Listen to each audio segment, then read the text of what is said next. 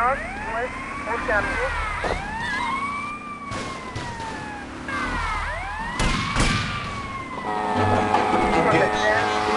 don't care anymore. I mean, where are people's priorities? We have campaigned tirelessly for public radio for literally months now, and the station is still in trouble. But a man with a hygiene problem puts on a pop concert, and suddenly everyone has money to hand over to starving kids they've never even met. I think it's a disgrace. Yes, people are very shallow. Like you? Exactly like me. But radio is much more important than food. I have a good mind not to let them go back into pressing issues this time. You have to give us some money. It's a disaster. That's what it is. What's wrong with you people? Please! We're struggling to pay for our second homes here. And I've only had 3 vacations this year. You poor man. Let's get on with the show. Remember, call now. Please, we need your money. Urgently. Thanks, guys. Hello, ladies and gentlemen, and welcome back to Pressing Issues on VCPR. That's Vice City Public Radio. Radio which gives the public exactly what they want. High-quality educational programming about serious topics and a consistent reminder that the world is going to hell in a handbasket if you don't give us money. Remember, Vice City Public Radio is commercial-free because it is funded entirely by donations from our listeners and corporate sponsors. So if you're enjoying the show, why not make a contribution? I'm Maurice Chavez, and this is Pressing Issues. Pressing Issues is a roundtable discussion group in which we ask self-important people exactly what they think about things, and then they argue amongst themselves before leaving with views more extreme than when they came in. Only joking, ladies and gentlemen. This is a show founded on the ancient Greek principle of enlightened debate and the American principle of free speech. Or is that the ancient Greek principle of feeding wise men hemlock and the American principle of being annoyed and loud so nobody can get a word in? I forget. Only time will tell. Now the subject we are discussing right now on Pressing Issues with me, Maurice Chavez, for your enlightenment and enjoyment is a very serious one. Public safety. In case you haven't noticed, Vice City is not a very safe place. These are troubled times. We are a troubled people.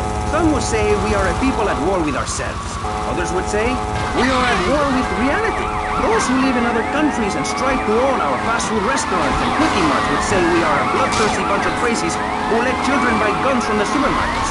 Another opinion is that it is the fault of society that, as Plato said, people don't mean to kill each other. It happens because they are poor or desperate or really thirsty or in need of a vacation or something. Another view is that we are all a little confused and really should stay at home, lock the doors, and forget about everything as quickly as possible. So, let's press the issue, eh? Sitting on our panel right now, we have 3 divergent opinions. 3 separate islands of insanity in a rolling sea of stupidity. 3 wise men following very different stars. To my right,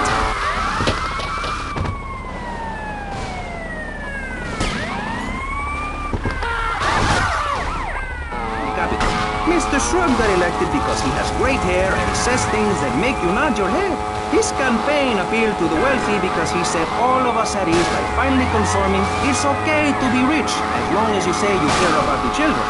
Mr. Shrub, welcome. That's not entirely true, Maurice. My campaign also appealed to the poor, who are too stupid to understand what I'm saying, so I held up pretty pictures and I gave out candy bars to appeal to their most base instincts. Thanks, Maurice. I'm glad to be given this opportunity to...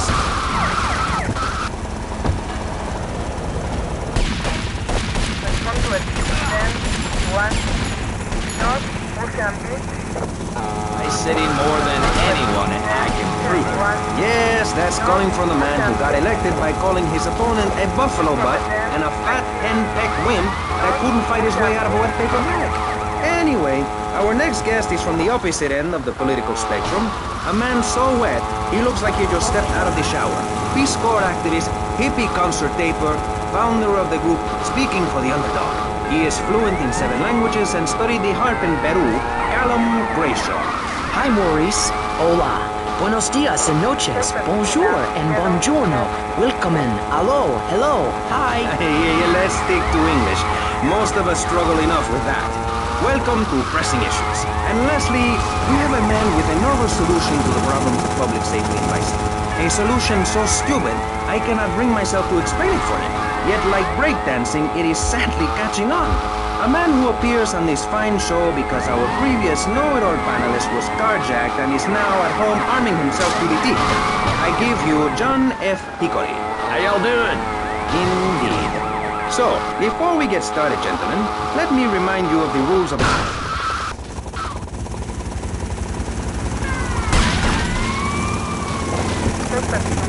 I'll chase you, but I've had too many times.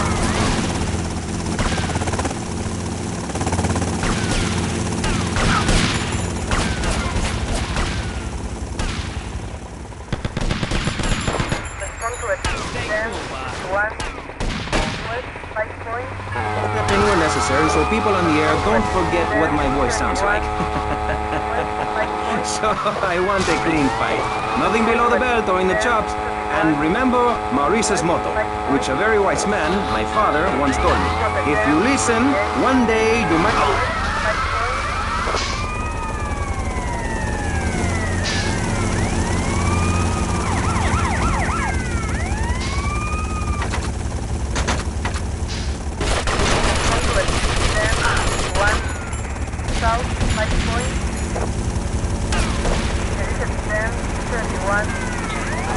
But like all statistics, they are also irrelevant.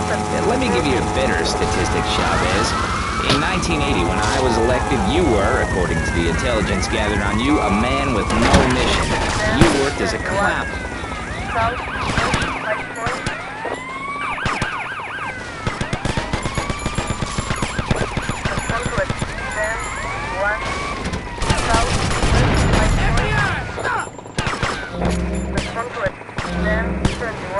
The video.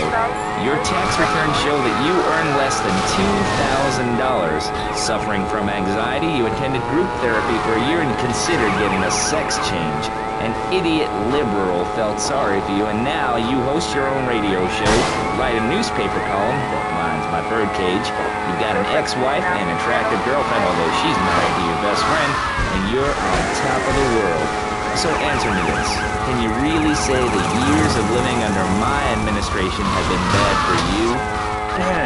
We are not talking about me. This is pressing issues, not pressing Maurice.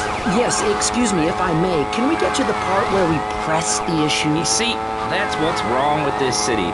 Liberals just want to open the floodgates, let anyone in and make you, the ordinary, hard-working men and women, pay for the pleasure. Well, you have my permission to beat them with sticks. We won't prosecute. You'd be doing us all a favor. Free love, wig out, don't work, make love in the field, and listen to rock and roll or whatever you call it. Meanwhile, Brayshaw, I know your father. He's made a lot of money, which makes him a great person, but for every good conservative, they end up having some wacko common kid just back from a vacation in the Orient who wants to share. Go take that sharing business to Cuba or Canada.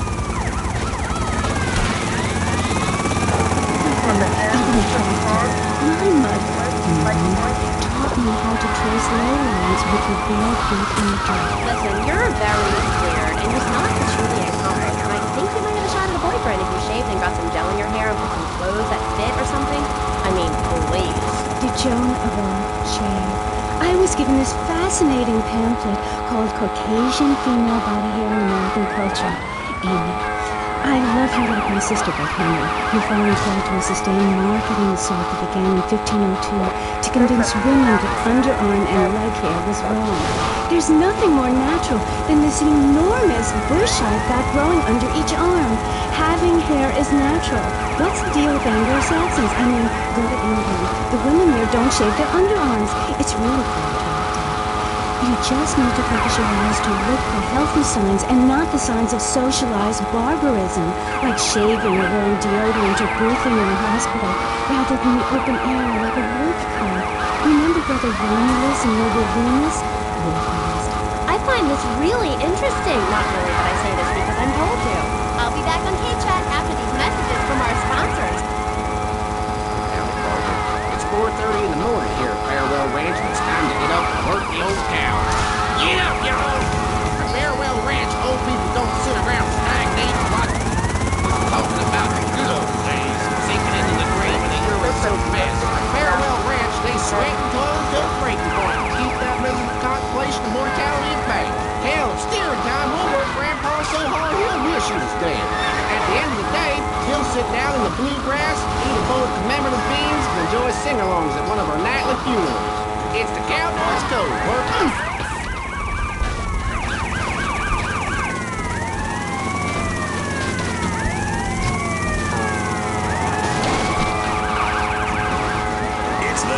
Saved America. If you like the film Explorer, you'll love this enormous commemorative survival guide. In the handle, you'll find all of the things you need in any wilderness, disaster situation, or the jungle of your backyard. It comes complete with fishing line, needle and thread for sewing gashes back together, and an incredibly useful and durable toothpick. Machine, go without me! I'm the toughest looking It's okay, Machine. Try this! For those unplanned extended stays in the jungle, there's a song for building your own hut, toilet paper, and a fold-out woman for company, as well as a serrated blade that can kill a man.